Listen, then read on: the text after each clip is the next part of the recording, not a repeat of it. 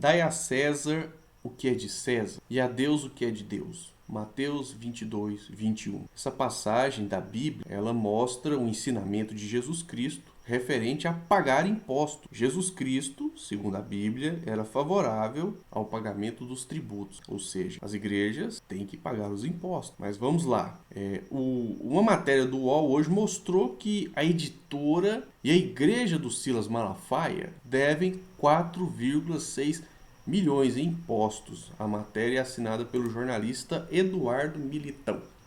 Meus amigos e minhas amigas, se inscrevam no canal, deixe um comentário, clique em gostei para que a gente possa ampliar esse debate. Vamos lá. O Malafaia, todo mundo sabe, ele é aliado do Bolsonaro. Inclusive foi ele que fez o casamento, o terceiro casamento do Bolsonaro, com a Michelle.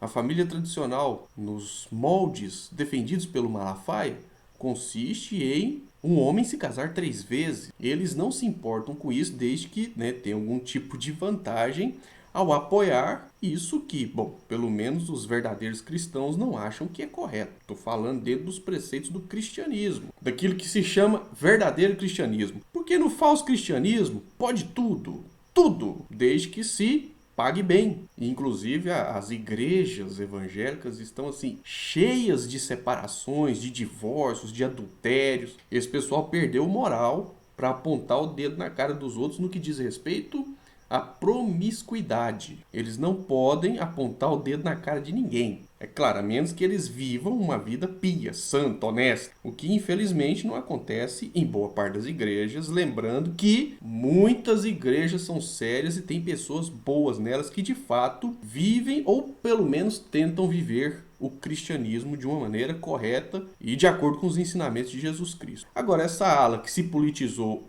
à extrema-direita e que hoje apoia quase que de forma fanática, mas não é fanática, é uma forma oportunista, que tem assim objetivos financeiros, que apoia o Bolsonaro, aí essa ala está totalmente desacreditada. E ela está caindo em desgraça. Olha a situação do próprio Malafaia. Acumulou uma dívida em impostos de 4,6 milhões de reais. É muito dinheiro. Bom, as igrejas, elas não pagam impostos sobre os dízimos e as ofertas, mas têm que recolher as contribuições previdenciárias de seus funcionários. Aí quando a fiscalização vai lá e vê que essas contribuições previdenciárias não estão sendo recolhidas da forma correta, a fiscalização cumpre o seu dever e aplica as multas. Tem que ser assim. A lei diz que é assim, então assim seja. Mas o Malafaia não está dando conta de pagar, segundo essa matéria do UOL. Vou ler um trechinho dela. A igreja e a editora, dirigidas pelo pastor Silas Malafaia, possuem 4,6 milhões em impostos inscritos como dívida ativa da União.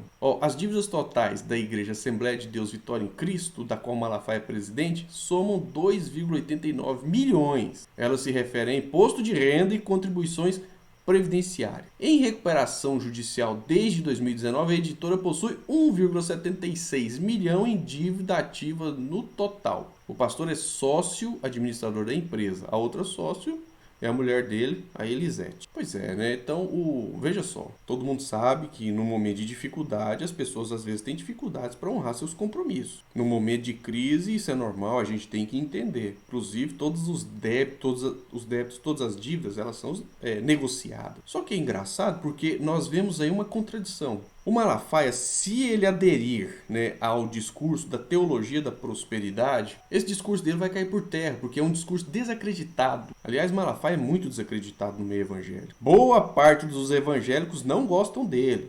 E as igrejas evangélicas não são um reino unificado. As igrejas são divididas. Tem igreja de tudo quanto é jeito que a gente imaginar. Por isso não dá para generalizar. Nós temos, inclusive, que abrir o diálogo com os evangélicos que quiserem dialogar com a gente. Inclusive, muitas pessoas vão se libertar desses Malafaias aí da vida. Muita gente está se tocando, vendo que esses caras só servem para explorar a fé alheia, para piorar a vida das pessoas, explorando, arrancando dinheiro. E aí, na hora de fazer o pagamento dos impostos, não paga. Então, o discurso do Malafaia de teologia da prosperidade não vai colar, porque ele não consegue arrecadar recursos suficientes para pagar as suas dívidas fiscais. Isso desmoraliza ele perante a opinião pública e coloca em xeque a fé que ele diz ter em Jesus Cristo, que não foi capaz de fazer com que ele honre os seus compromissos. Então, nada como um dia após o outro dia. O Malafaia, com aquela gritaria dele, o desrespeito dele, o jeito agressivo dele, está em decadência.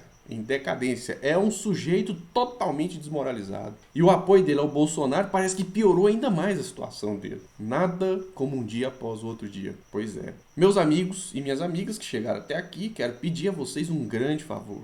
Como pedi no início do vídeo. Se inscreva no canal, clique em gostei, deixa aí um comentário para que a gente possa ampliar, né, a visualização desse vídeo. Nós temos que levar adiante esse debate. Lembrando o seguinte, que existem pessoas boas nas igrejas evangélicas. Não vamos generalizar. Nem todos são malafaias, certo? Então, um abraço e até o próximo vídeo.